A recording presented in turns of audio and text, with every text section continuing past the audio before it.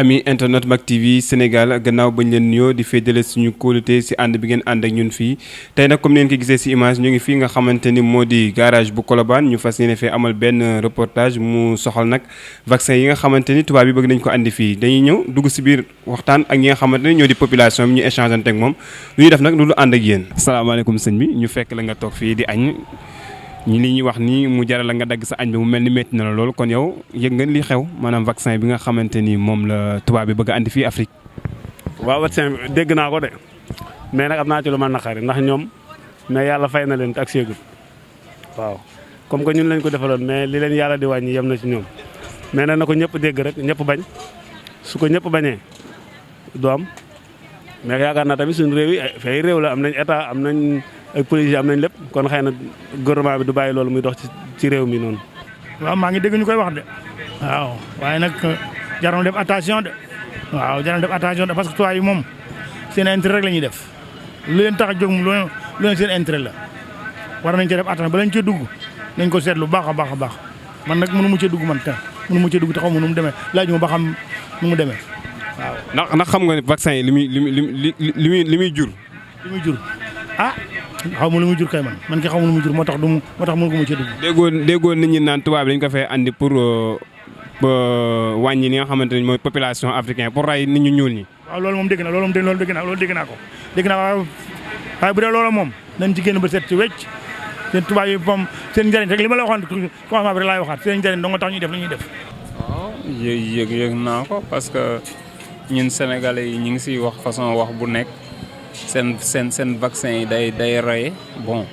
dañ ko bëgg a essayer pour xool ndax baax na wala baaxul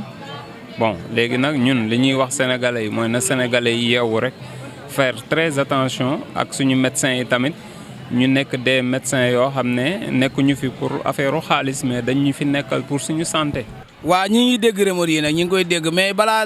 ñuy dugg ci débat boobu ñu sant leen yéen ndaxte yéen a ngi jàppale gars yi yéen a ngi yee doomu aadama yi ndax seen liggéey rafet na trop macha allah ñu leen ci encouragé di leen ñaanal yal na leen yàlla taxaw defal leen jàmm ci barke alxuraan mais ñi ngi am kontaan ak mbégte bi ngeen ñëwee fii dalal ñu mais ñu ngi koy dégg nag ñu ngi koy dégg mais li may wax daal li may yeetee doomu aadama yi mooy ñun sénégalais yi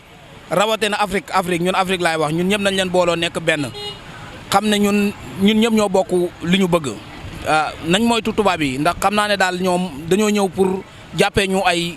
nama yàlla baal si kàddu gi sax ay golo la ñu jàppee ndax buñ jëlee seen i affaire ñëw ne dañ ñu koy testé pour xool essayé ba xam ñun bu fekkee ne baax na après ñoom ñu dem faji seen bopp seen njaboot gi. kon léegi ñun ñii tamit ñun nañ jël suñ njaboot nañ jël suñ bopp am respect jàppoo nekk benn xam ne àdduna amul solo.